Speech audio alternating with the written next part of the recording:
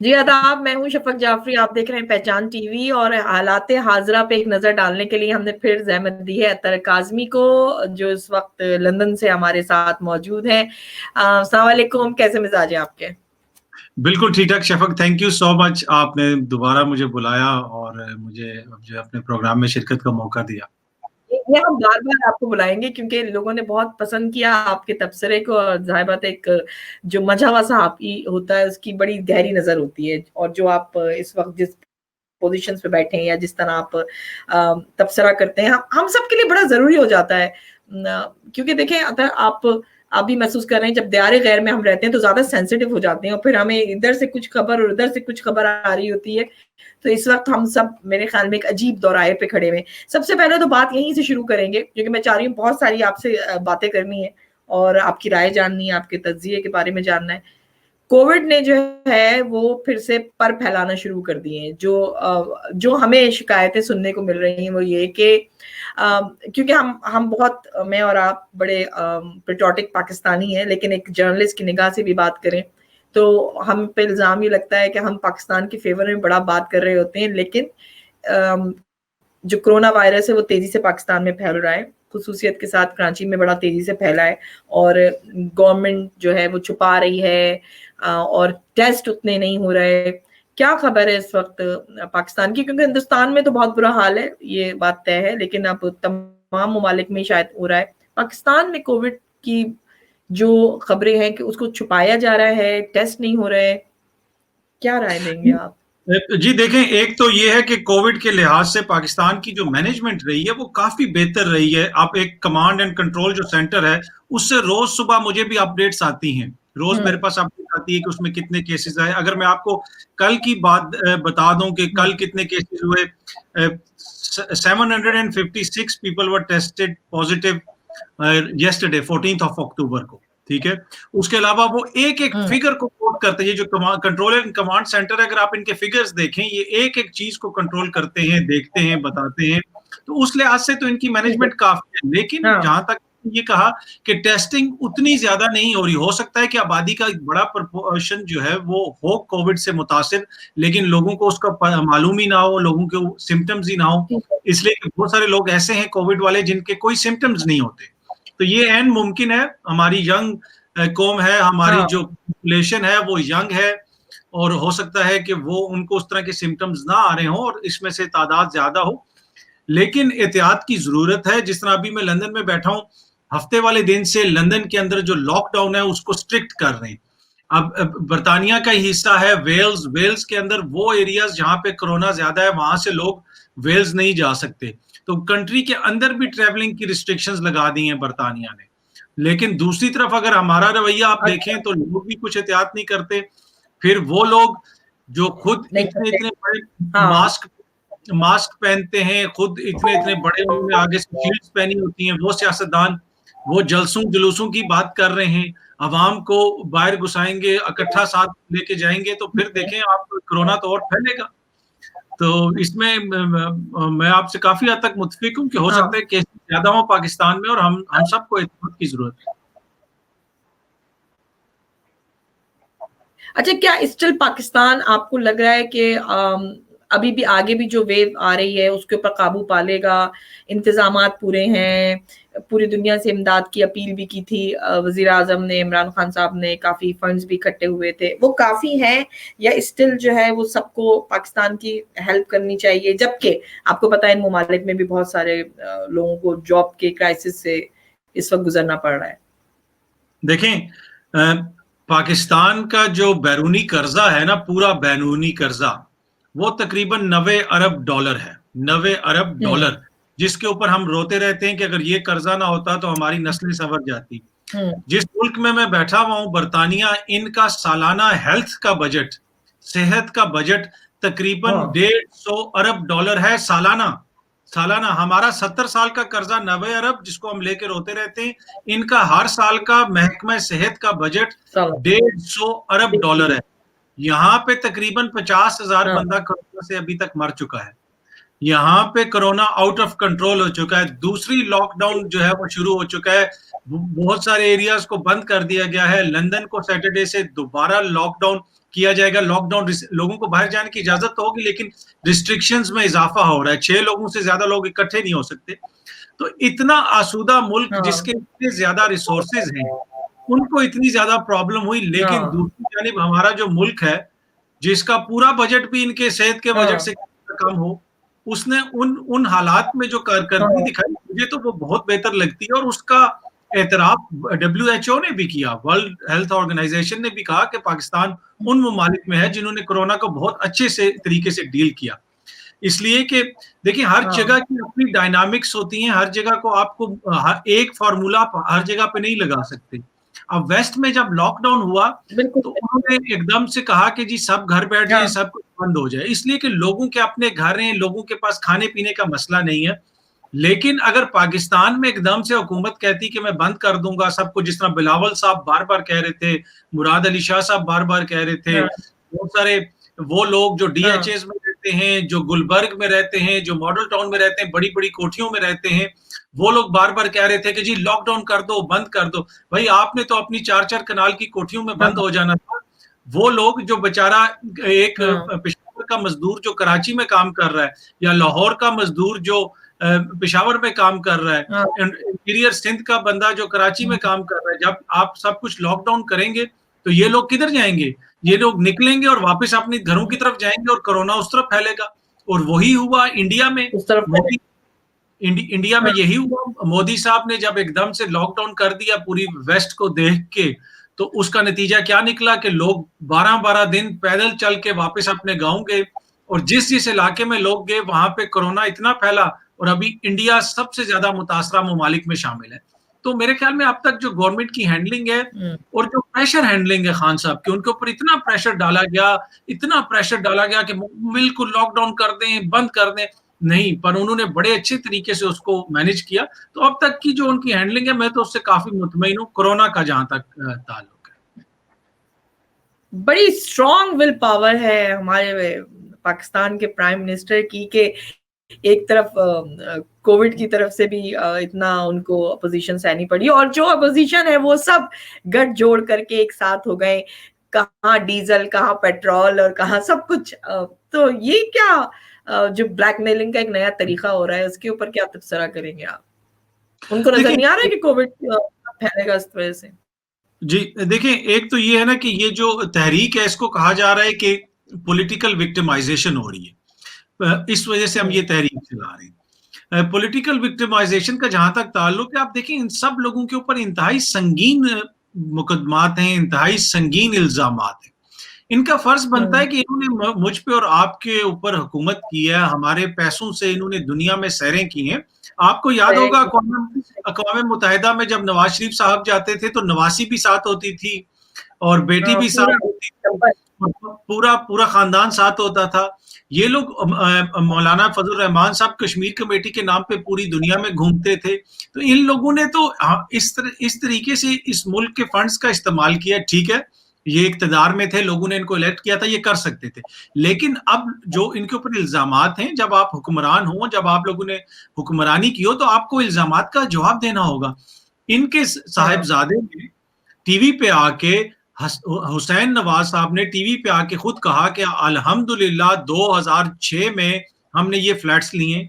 आप अगर चलगोजे भी खरीदें तो उसकी भी बंदे के पास रसीद होती है। भाई 2006 में हाँ, अगर आपने फ्लैट्स खरीदे थे, तो आप उसको एक बैंकिंग ट्रांजैक्शन दिखा दें, एक ट्रांजैक्शन दिखा दें, एक उसका कोई दिखा दें मनी ट्रेल, कुछ भी ना आप दिखाएं। सिर्फ 2006 में जो आपने फ्लैट्स खरीदे थे, आप उसका दिखा दें कि इस बैंक से पैसा आया था, यहाँ पे आया था। आपने अभी तक एक ट्रांजैक्शन नहीं दिखाई, और आप इल्जाम लगा रहे हैं कि जी पॉलिटिकल विक्टिमाइजेशन हुई। मियां साहब ने कौमी असेंबली में खड़े होकर कहा था, हजूर ये हैं वो जराए, वो हम्म, पर आज तक वो मनी ट्रेल उन्होंने नहीं दी। मरियम नवाज हम्म, साहिबा ने काम करी, लंदन तो क्या पाकिस्तान में भी कोई जायदाद नहीं है। तो अब नहीं है। आप, तो इनके ऊपर मुझे हैरत नहीं है, मुझे उन लोगों के ऊपर हैरत है जो इनको मजलूम बना हाँ, के पेश करते हैं। हो सकता है जी ये बिल्कुल बेकसूर हो, लेकिन ये हम्म, अगर ये बेकसूर है, तो वो अदालतों ने साबित करना है। ये खुद जो है हम्म, ये आके शोर मचा दें कि जी हम बेकसूर हैं, साजिश होगी। नहीं भाई, आपके ऊपर इल्जामात हैं, और संगीन इल्जामात हैं, जिनका आप कोई जवाब नहीं दे रहे। जब तक आप जवाब नहीं देंगे, तो मामलात हल नहीं होंगे, और ये ब्लैकमेलिंग काम नहीं आएगी। अब जो इन ममालिक में भी लोग जो हैं वो इनके जो हिमायती हैं वो निकल रहे हैं, वो कह रहे हैं कि उनको आज़ादी राय नहीं दी जा रही है, उनके साथ ज़्यादती हो रही है। अभी भी ज़्यादती क्या दुनिया को नज़र आ रही है कि वो इतना इलाज के बहाने से गए थे और फिर आपको लगता है वापस आएँगे वो? जो कह रहे हैं वो वापस आने वाले हैं। नहीं, मेरा नहीं ख्याल कि इतनी जल्दी कोई वो वापस जाएँगे, इसलिए कि जब वो शुरू में आए थे, वो डील की कोशिश करते रहे, अपनी बेटी को वहाँ से निकालने की कोशिश करते रहे। जब डील उनको नहीं मिली, तो उसके बाद फिर उन्होंने शोर मचा दिया। अब ये देखें कि आज तक आप देख लें कि पाकिस्तान की हिस्ट्री में कोई ऐसा सज़ा याफ्ता मुजरिम है, जिसको इलाज के लिए बाहर के मुल्क भेजा गया हो? जेल से निकाल के नहीं। अब इससे ज़्यादा और कौन-सा लाडला है? मतलब ये कोई पहली बार नहीं है। पिछली दफ़ा इन्होंने एक आर्मी चीफ का त्यारा अगवा किया, जो जिस किस्म की इन्होंने हरकतें की 99 अक्टूबर में, उसके बाद फ़ौज ने रिएक्ट किया। उस वक़्त भी ये बच निकले, चले गए सऊदी अरब चले गए अपनी फैमिली को लेके, उसमें उनके 50 संदूक थे, नौकर भी थे, खानसामे भी थे, शेफ़ भी साथ गए, पता नहीं क्या-क्या चीज़ें ये लोग साथ लेके गए, ये सऊदी अरब चले गए। और इनका मसला ये है कि हर दफ़ा इनके खिलाफ साज़िश क्यों होती है?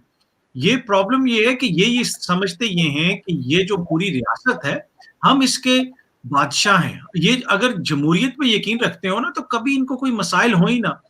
क्या हेल्थ रिफॉर्म करने से, थाना रिफॉर्म करने से, कचहरी रिफॉर्म करने से, लॉ रिफॉर्म्स करने से फौज इनको रोकती है? ये एकदम से जाके फौज के ऊपर हाथ क्यों डालते हैं? इनको क्या है? अगर आपको अभी मैं बताऊं, ये जो एपीसी हुई थी, उसमें बिलावल साहब, इनकी एपीसी एपीसी में बिलावल साहब बैठे हुए थे कुर्सी पे, स्टेज के ऊपर। इनकी एक जमात की सीनियर खातून रुकन है पीपल्स पार्टी की, जो बड़ा जमहूरियत जमहूरियत का दर्स देती हैं। बिलावल ने उनको ऐसे बुलाया, मैं लिटरली आपको बता रहा हूँ, ऐसे उंगली से ऐसे बुलाया, पीछे मुड़ के उल्टा कि आप इधर आए। तो वो मोहतरमा इस तरह चलती हुई आई जैसे वो उनकी खानदानी जो है वो उनकी गुलामा है, वो खानदाने गुलामा से उनका ताल्लुक है, नस्ल दर नस्ल इनके गुलाम। ये है कि ये हुसैन ऐसे बुलाए, हसन ऐसे बुलाए, मरियम बाजवा को ऐसे बुलाए, मरियम चीफ जस्टिस को ऐसे बुलाए। भाई जो इनकी ज़हन में जमहूरियत का मॉडल है, वो जमहूरियत का मॉडल कभी भी पाकिस्तान में लागू नहीं। ये लोग चाहते हैं कि ये सऊदी अरब की तरह बादशाह बन जाए और जब मर्जी चाहे नया जनरल लगा दें, नया आईजी लगा दें। ऐसा नहीं होगा, वो इनकी ख्वाहिश कभी पूरी नहीं होगी। आप अगर हुक्मरान हैं, तो आइन और कानून के ताबे हैं। वोट की इज्जत आप मांगते हैं, पर आपने क्या छोड़ा है वोटर के लिए, या क्या छोड़ा है पूरी रियासत के लिए? अगर आप रियासत को इज्जत देने के लिए तैयार नहीं है, आप मुल्की इदारों को इज्जत देने के लिए तैयार नहीं है, तो आप किस तरह एक्सपेक्ट कर सकते हैं कि कोई आपको इज्जत देगा? और मेन इशू वही है, मेन इशू सिर्फ और सिर्फ करप्शन है। ये सर से लेके पांव तक करप्शन में डूबे में हैं, इल्जामात में। जब तक वो इल्जामात इनके ऊपर हैं, इनकी जमहूरियत खतरे में रहेगी। आज आप इल्जामात खत्म कर दें, ये लोग कहेंगे कि जी बिल्कुल सब अच्छा है। तो ये इशू है, इनकी करप्शन का इशू है, बाकी और कोई इशू नहीं। अब देखिए जिस तरह ये लोग सीन क्रिएट कर रहे हैं और क्योंकि नाउम्मीदी फैला रहे हैं और फिर ये भी कह रहे हैं कि अफवाज पाकिस्तान जो है वो उन्होंने कठपुतली बनाकर प्राइम मिनिस्टर, मतलब मुझे लग रहा है कि चारों तरफ पाकिस्तान में नाउम्मीदी की फिजा पैदा करके और एक इंतशार की तरफ धकेल रहे हैं पूरी मुमलिकत को। तो अब इसका सामना कैसे करेंगे खान साहब और ये इनकी सारी गवर्नमेंट? ये मतलब इस वक्त तो नाउम्मीदी, ये तो आप मानेंगे ना कि अवाम में काफी हद तक नाउम्मीदी जो है वो फैल रही है। अब क्या कैसे मुकाबला होंगे इससे? देखिए, जहां तक इनका ताल्लुक है, जो ये फौज के ऊपर इल्जामात लगा रहे हैं, इन्होंने हर आर्मी चीफ के साथ इनकी लड़ाई होती है। इन्होंने जिस दिन परवेज मुशर्रफ को बनाया, जनरल जहांगीर करामत को फारिग किया, एक आर्मी चीफ को इन्होंने सैक किया, आर्मी चीफ को निकाला एक को, दूसरे को बनाया जनरल परवेज मुशर्रफ को। और जिस दिन जनरल परवेज मुशर्रफ बने, ये मैं कोई तबसरा नहीं कर रहा, ये मैं आपको एग्जैक्ट इंफॉर्मेशन दे रहा हूँ। जिस दिन परवेज मुशर्रफ को इन्होंने आर्मी चीफ बनाया, उसी दिन परवेज मुशर्रफ को उसी वक्त इन्होंने साथ कहा कि ये 3 जर्नल हैं, ये मेरे मुखालिफ हैं। मतलब इन्होंने कॉन्फ्रेंसेस में इस तरह की बातें की हैं जिस पे मुझ पे क्रिटिसिज्म हुआ, आप इन तीनों जर्नैलों को निकाल दें। उन्होंने कहा भाई ये कोई चपड़ासी हैं कि मैं पहले दिन अभी आर्मी चीफ बनाऊं, मुझे इनके ऊपर केस क्या है मुझे देखने तो दें।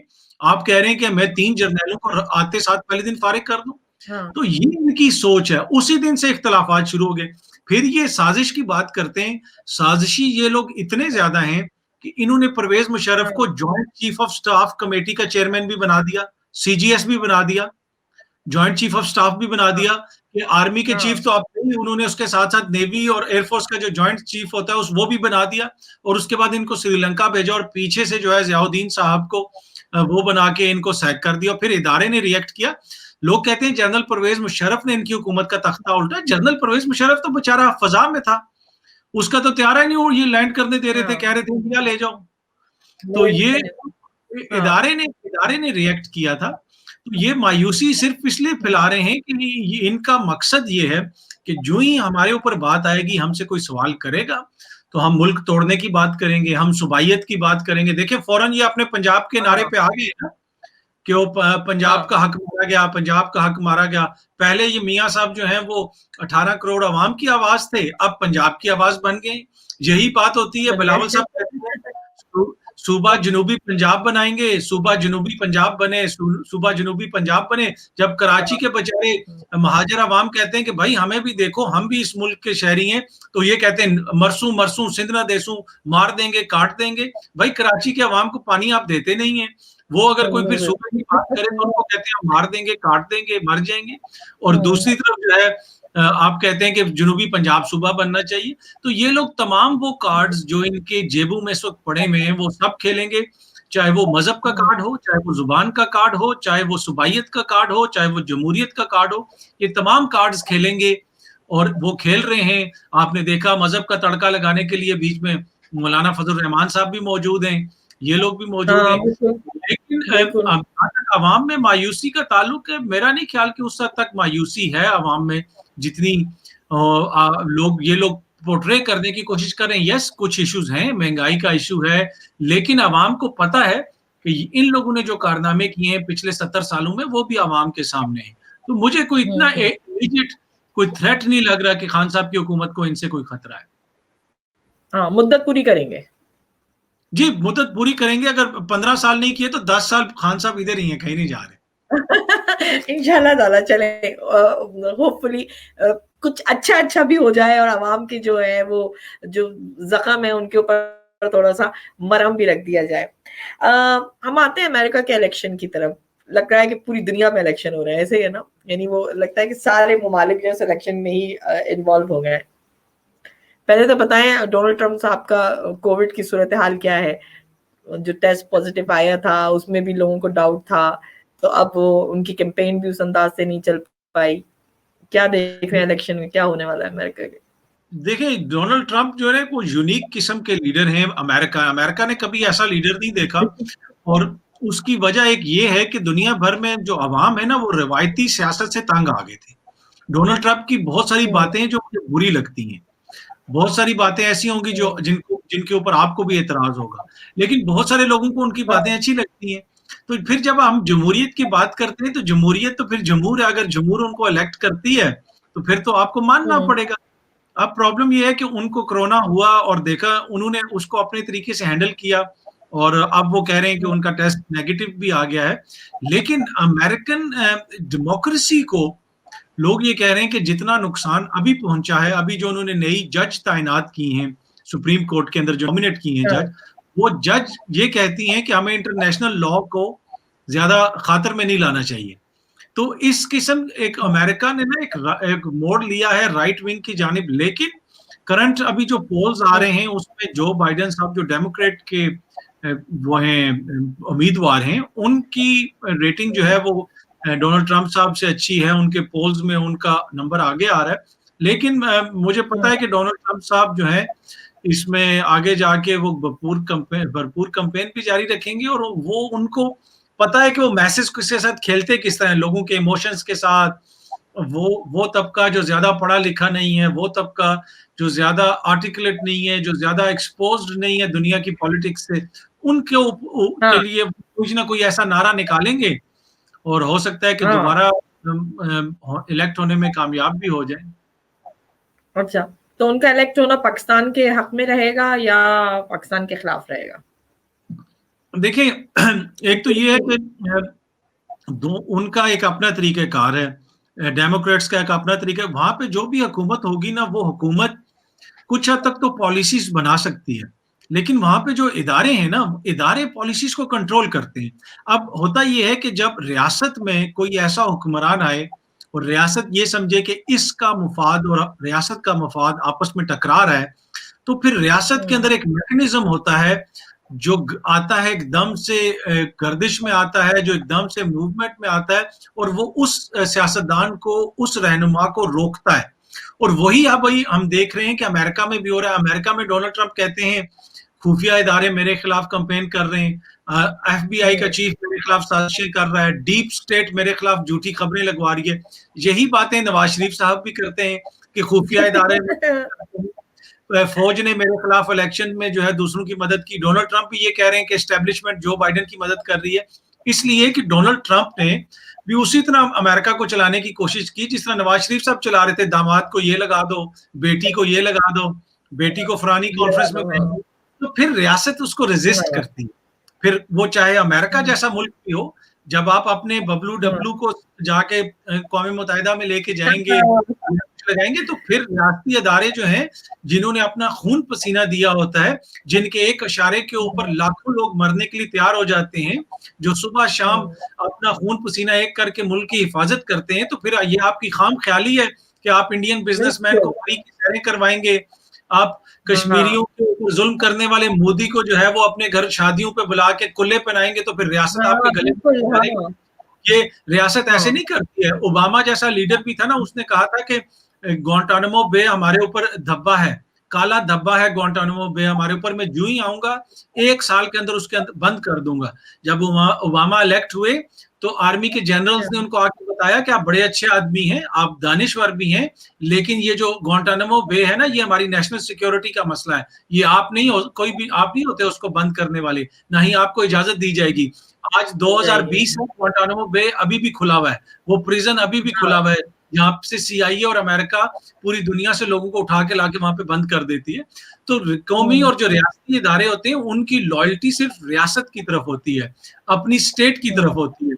इनकी ये जो ख्वाहिश है, चाहे वो डोनाल्ड ट्रंप हो या नवाज शरीफ हो, अगर वो ये ख्वाहिश करेंगे कि रियासतें, अगर वो ये ख्वाहिश करेंगे कि रियासत इनके आगे ताबे हो जाए, रियासती इदारे इनके आगे ताबे हो जाए, तो वो ऐसा नहीं होता। बनाना रिपब्लिक में हो सकता है, आप अफगानिस्तान में ले लें या आप सोमालिया में ले लें, किसी उस मुल्क में ले लें, जो रियासतें होती हैं वहां पे ये नहीं हो सकता। तो ये ख्वाब ना डोनाल्ड ट्रंप का पूरा होना है, ना मियां साहब का पूरा होना है।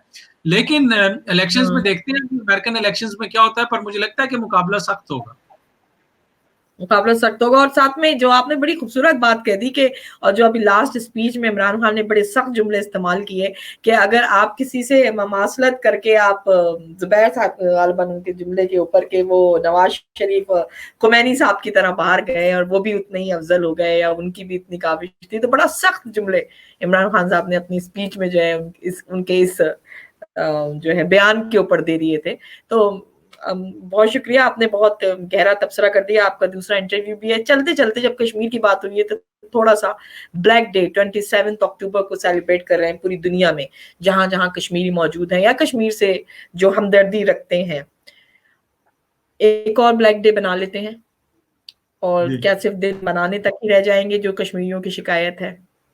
जी देखिए, अभी इस वक्त जो इंडिया में सिचुएशन है, इस वक्त प्रॉब्लम इंडिया में ये है कि आप जो कुछ मर्जी मनाते रहें, आप जो मर्जी एहतजाज करते रहें, जब कोई बंदा हो, अगला बंदा आपकी बात समझने की समझे बेशक ना, कम से कम सुनने के लिए तैयार हो, थोड़ा सा ओपन माइंडेड हो। इस वक्त इंडिया में प्रॉब्लम ये है कि इंडिया में एक इंतहा पसंद हुकूमत है और एक इंतहा पसंद रहनुमा है, और वो रहनुमा है जो इंतहा पसंदी के ऊपर उसको सामने रखते हुए अपने जो उनके अपने एक आइडियाज हैं RSS के, वो आपको पता है कि RSS की नर्सरी से वो गुजर के आए हैं।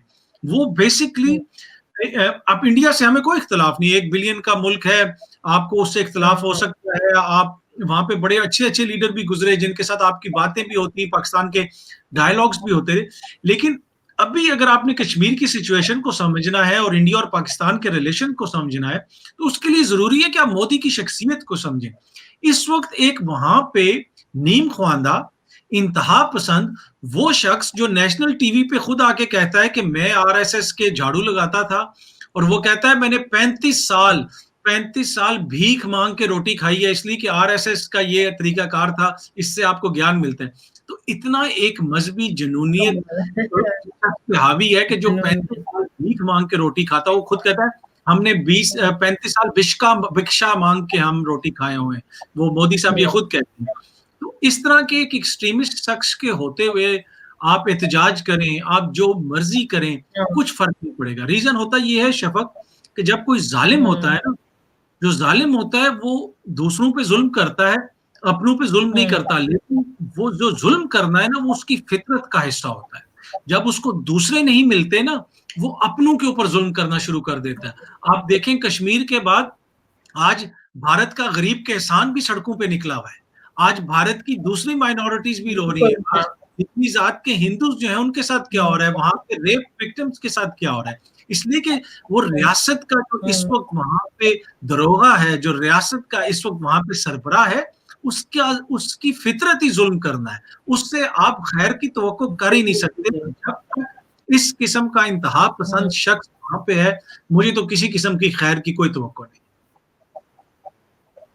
मैं एक तबसरा देख रही थी कि अराउंड शायद 60 तहरीकें जो हैं वहाँ पे सर उठाए हुए हैं इस वक्त, बहुत बेइंतहा इंतशार का शिकार है मुल्क। लेकिन शुक्रिया बहुत-बहुत, आपने कश्मीर के ऊपर भी थोड़ी सी राय दे दी। तो फिर भी हम कहेंगे नाउम्मीद ना हो, खैर की उम्मीद रखें। इंशाल्लाह ये जो सिनेरियो क्रिएट हो गया है हिंदुस्तान में और जो उनके जुल्म के जो किस्से हैं वो अब आम हो रहे हैं, मेरे ख्याल में हर मुल्क में सुने जा रहे हैं। लेकिन मैं सिर्फ इतना ही कहूंगी उन लोगों से कि जो दोस्ती नहीं मुमकिन, तो फिर ये अहद करें कि दुश्मनी में बहुत दूर तक ना जाएंगे। इस दुश्मनी की दीवारों को गिराना होगा और दोस्ती के दरवाजे जो है खोलने होंगे। बहुत बहुत शुक्रिया अतहर, और इसी तरह हम आपको जहमत देते रहेंगे। बेहतरीन तबसरा आपका हो गया। आप सबको इस वीडियो को शेयर करना है, पहचान टीवी को लाइक करना है, सब्सक्राइब करना है, हम इंस्टाग्राम और ट्विटर पे भी फॉलो करना है। नेक्स्ट प्रोग्राम तक के लिए इजाजत दीजिए। खुदा हाफिज।